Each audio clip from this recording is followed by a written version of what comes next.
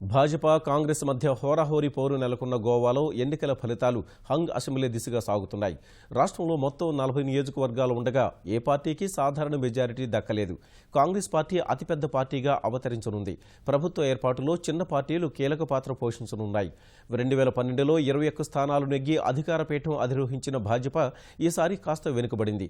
గోవా ముఖ్యమంత్రి లక్ష్మీకాంత్ పర్షేకర్ పరాజయం చవిచూడగా ఆయన మంత్రివర్గంలోని 8 మంది మంత్రుల్లో 6 ఓటమి చవిచూశారు.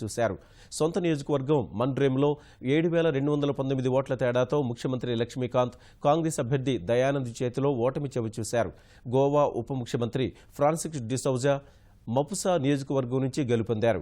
గోవా కాంగ్రెస్ నేత మాజీ సీఎం దిగంబర్ కామత్ మార్గోవా నియోజకవర్గం నుంచి విజయం సాధించారు. గోవా అసెంబ్లీ ఎన్నికల్లో అదృష్టం పరీక్షించుకున్న ఆమ్ ఆద్మీ పార్టీ అసలేమాత్రం ప్రభావం చూపలేకపోయింది. పోలింగ్ తేదీ ఫిబ్రవరి 4కు ముందు భాజపాతో విడిపోయి గోవా సురక్షా మంచ్, శివసేనతో జట్టుకట్టిన ఎంజీపీ 3 స్థానాల్లో గెలుపొందింది.